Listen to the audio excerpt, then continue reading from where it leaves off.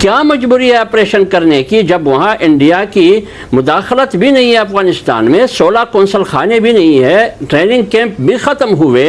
تو بتائیے کہ امریکہ کے ساتھ کیا معاہدہ کیا اور کس قیمت پہ کیا؟ آپ نے اسلام کے نام پر جو کیا ہے، آپ ایک اسلامی ایک کنٹری ہو سکتے ہیں؟ ہرگز نہیں۔ تم نے کیا نام ہے اس کا، حافظ سعید اور مسعود اظہر کو آپ نے ایک بار مجاہد ڈکلیئر کیا، پھر آپ نے اس کو دہشت گرد ڈکلیئر کیا۔ وہ کہاں لڑتے تھے، کس کے کہنے پہ لڑتے تھے، اور کس کے کہنے پہ تم نے مجاہد ڈکلیئر کیا تھا؟ ہمارا اپنا بھی قصور ہے، جیسے پہلے دہشت گرد ہم نے بنائے تھے، ظاہر ہے انہوں نے لوگوں کو ٹرین کیا، اور ٹرین تو اس لیے کیا تھا کہ وہ پاکستان کے خلاف اگر کوئی 5th جنریشن وارفیئر ہو تو اس میں وہ پاکستان کے لیے کام کریں۔ اچھا زید صاحب، آپ اکثر یہ فرماتے ہیں کہ ہندوستان کے ساتھ جب غزوہ ہند کا آخری مارکہ شروع ہوگا تو اس میں پاکستان کو بہت نقصان اٹھانا پڑے گا۔ ایک عام پاکستانی مسلمان کو کس طریقے سے اپنی تیاری کرنی چاہیے اور وہ کیسے غزوہ ہند میں شریک ہو سکتا ہے؟ اچھا، اجیت دوال کا اپنا بیان جو کہ ویڈیو پہ موجود ہے، وہ انٹرنیٹ پہ موجود ہے، ہم بھی چلا چکے کئی دفعہ، وہ کہتے ہیں ہم کر رہے ہیں۔ تو جب یہ بھارت خود ایکسپٹ کر رہا ہے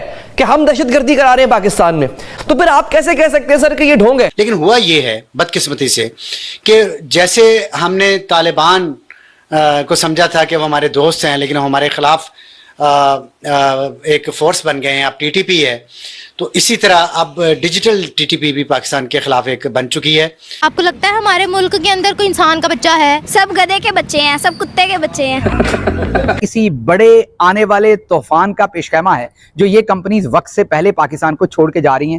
چائنا کہتا ہے کہ یہ کمرشل بینکس ہیں، رول اوور نہیں ہو سکتا، ادھر ہمارے دوست مڈل ایسٹ میں، تو کیا again we are in troubled waters? آپ کے پاس وہ نوجوان نسل ہی نہیں ہے جو مشکل حالات کا سامنا کر سکے۔ انڈیا نے اپنی نوجوان نسل کو یونیورسٹیز اور کالجز سے ویڈیو گیم کھیلنے والے بچوں کو جمع کر کے سینکڑوں ہزاروں کی تعداد میں کمپٹیشن کروا رہے ہیں ڈرون اڑانے کا، کیونکہ آئندہ ساری ڈرون وارفیئر ہو۔ نمسکار دوستو، سواگت ہے آپ لوگ کا ہندوستانی اسپیشل کی ایک اور نئے ویڈیو میں۔ دوستو، پاکستان ابھی یہ بات ماننے پہ تیار ہو چکا ہے کہ جو ٹی ٹی پی کو اس نے بنایا تھا وہی ٹی ٹی پی آج جو ہے وہ پاکستان کو مار رہی ہے، اور جس طریقے سے پاکستان یہ آروپ لگاتا رہتا ہے کہ افغانستان میں بھارت کے قونصلیٹ جو کہ پہلے لگایا کرتا تھا طالبان کے آنے سے پہلے، اب خود پاکستانی بول رہے ہیں کہ پہلے تو ہم یہ کہا کرتے تھے اور ہم سیدھا سیدھا الزام کچھ بھی ہوتا تھا تو بھارت پہ لگا دیتے تھے، لیکن اب جو پاکستان میں لگاتار اٹیک ہو رہے ہیں اور طالبان کے آنے کے بعد لگاتار اٹیک میں 200 سے 400% کی بڑھوتری ہوئی ہے، اب ہم کس پہ آروپ لگائیں؟ ہمیں جو ہے وہ بھارت پہ آروپ لگا کے مطلب لگانا چھوڑ کے ہمیں اس بات پہ دھیان دینا چاہیے کہ آخرکار وہ جو ہے وہ کیسے ان کو منائیں کہ وہ ہم پہ اٹیک نہ کرے۔ تو کہیں نہ کہیں پاکستان جو ہے وہ 76 سالوں میں جو اس نے کیا ہے وہ بھگت رہا ہے۔ تو چلیے ویڈیو میں چلتے ہیں، دیکھتے ہیں پاکستانی میڈیا کا ان سب چیزوں پہ کیا ریئیکشن ہے۔ جو لفظ آپ نے استعمال کیا ہے ڈونگ کا، یہ مجھے پتہ نہیں ہے، البتہ مولانا صاحب کا موقع بالکل واضح ہے۔ وہ اس تناظر میں کہہ رہے ہیں کہ آپ نے کتنے آپریشن کیے، فلان سے لے کر رد الفصال تک، اور میزان آپریشن، رائے نجات آپریشن، ضرب عضب آپریشن، اب عزم استحکام۔ مجھے یہ بتائیے کہ گزشتہ جتنے بھی آپریشن ہوئے ہمیں تو یہی بتایا گیا کہ دہشت گردی ختم ہو چکی ہے۔ اب بتائیے کہ دہشت گردی نے سر کیوں اٹھایا؟ اب تو افغانستان میں انڈیا کی پرو انڈیا حکومت نہیں ہے، اب افغانستان میں وہ حکومت ہے جو ریاست کہتی رہی، اور جنرل فیض وہاں کابل جا کے ایک کپ چائے بھی پی اور دوست حکومت کہا کرتا تھا۔ آج کیا مسئلہ ہے اس حکومت کے ساتھ؟ مولانا نے کہا کہ میں نے کابل کا دورہ کر کے میں نے کامیابیاں ساتھ لے کے آیا، اور رکاوٹ کون بنا؟ کیا مجبوری ہے آپریشن کرنے کی جب وہاں انڈیا کی مداخلت بھی نہیں ہے افغانستان میں، 16 قونصل خانے بھی نہیں ہے، ٹریننگ کیمپ بھی ختم ہوئے؟ تو بتائیے کہ امریکہ کے ساتھ کیا معاہدہ کیا اور کس قیمت پہ کیا؟ یہ ہمیں بتائیے، یہ قوم حق رکھتا ہے، یہ ہمیں بتائیے یہ کس قسم کی دہشت گردی کے خلاف جنگ ہے؟ کیا یہ دہشت گردی کے خلاف جنگ ہے، یا پشتون قبائل جو قبائلی وزیرستان میں ان کی وسائل ہے اس پر قبضہ کرنے کی کوشش ہے؟ مولانا صاحب نے یہ کہا ہے۔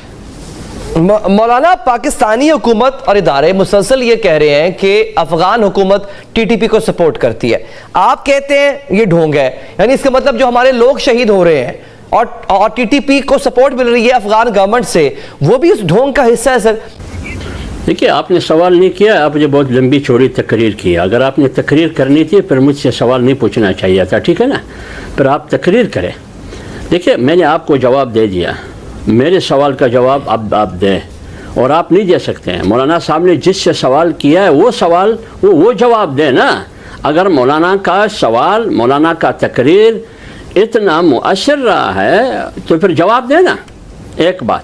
دوسری بات یہ ہے کہ آپ یہ کہہ رہے ہیں جہاں تک ہمارے سپاہی شہید ہو رہے ہیں اور فوجی سپاہی شہید ہو رہے ہیں، پولیس شہید ہو رہے ہیں، اور قبائل ہزاروں شہید ہوئے، انہوں نے اپنے ملک کے اندر ہجرت کی، بچے یتیم ہو گئے اور ہمارے خواتین بیوہ ہو گئی اور لاپتہ ہزاروں لاپتہ ہو گئے، ڈرون کے ذریعے ہزاروں بے گناہ نشانہ بنے، تو یہ بھی ایک تاریخ ہے. لیکن سوال یہ ہے کہ افغانستان میں تبدیلی کے بعد، اشرف غنی رجیم کے خاتمے کے بعد طالبان حکومت افغانستان میں آیا، اور پھر اس کے بعد وہ کون لوگ تھے، کس کی حکومت تھی، وہ کس کی پالیسی تھی، جو آپ گئے وہاں سے 40 سے 45 ہزار طالبان آج جو آپ کہتے ہیں کہ ہمارے خلاف اور ریاست کے خلاف لڑ رہے ہیں، ان طالبان کو کابل سے کس نے لایا یہ بتائیے نا. وہ جنرل باجوہ نہیں تھا، وہ جنرل فیض نہیں تھا. وہ آپ کو برا نہیں لگ رہا ہے نا، وہ مولانا کی بات آپ کو برا لگ رہی ہے. اس سے بھی سوال کرے کہ آپ نے کس پالیسی کے تحت، آپ نے پارلیمنٹ سے پوچھا، آپ نے 25 کروڑ عوام سے پوچھا، سفر کون کر رہا ہے؟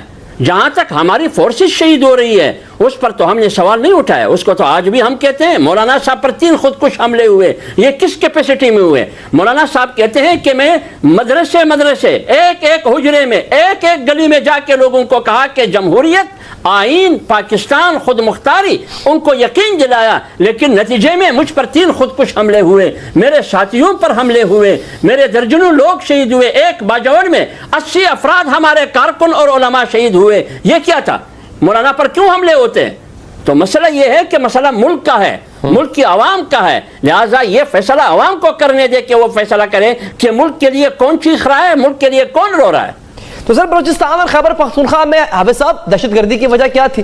میں آپ کے سامنے یہ 3 نیشنل سیکیورٹی ایڈوائزرز ہیں جن کا بیان ریکارڈ پر ہے کہ بھارت جو ہے وہ ٹی ٹی پی کو استعمال کر رہا ہے. اچھا، اجیت ڈووال کا اپنا بیان جو کہ ویڈیو پہ موجود ہے، وہ انٹرنیٹ پہ موجود ہے، ہم بھی چلا چکے کئی دفعہ، وہ کہتے ہیں ہم کر رہے ہیں. چک ہیگل کا بیان ہے کہ بھارت ایسا کر رہا ہے، وہ بھی آن ریکارڈ موجود ہے. سر تو جب یہ بھارت خود ایکسیپٹ کر رہا ہے کہ ہم دہشت گردی کرا رہے ہیں پاکستان میں، وہ کیا نام ہے اس کا، وہ جو یادو ہے دہشت گرد پکڑا گیا تھا ایک بھارت کا، وہ کہہ رہا ہے، کلبھوشن یادو وہ کہہ رہا ہے کہ میں دہشت گردی کے لیے یہاں پہ آتا تھا، تو پھر آپ کیسے کہہ سکتے ہیں سر کہ یہ ڈھونگ ہے؟ دیکھیے میری بات سنیے، میں نام نہیں لیتا ہوں، ٹھیک ہے، میں نام نہیں لیتا ہوں. آپ نے نام لے لیا، پختون کو اور پنجابی اور سندھی کا نام لے لیا. پھر مجھے یہ بتائیے مسعود اظہر کون تھا؟ پھر مجھے یہ بتائیے وہ کیا نام ہے لشکر کا سربراہ وہ کون تھا؟ میں نہیں کہتا ہوں. آپ نے اس کو پہلے مجاہد ڈکلیئر کیا، پھر آپ نے کہا کہ وہ دہشت گرد ہے. کس کے کہنے پر تم نے کیا نام ہے اس کا حافظ سعید اور مسعود اظہر کو آپ نے ایک بار مجاہد ڈکلیئر کیا، پھر آپ نے اس کو دہشت گرد ڈکلیئر کیا. وہ کہاں لڑتے تھے؟ کس کے کہنے پہ لڑتے تھے؟ اور کس کے کہنے پہ تم نے مجاہد ڈکلیئر کیا تھا؟ کس کے کہنے پہ تم نے اس کو دہشت گرد ڈکلیئر کیا؟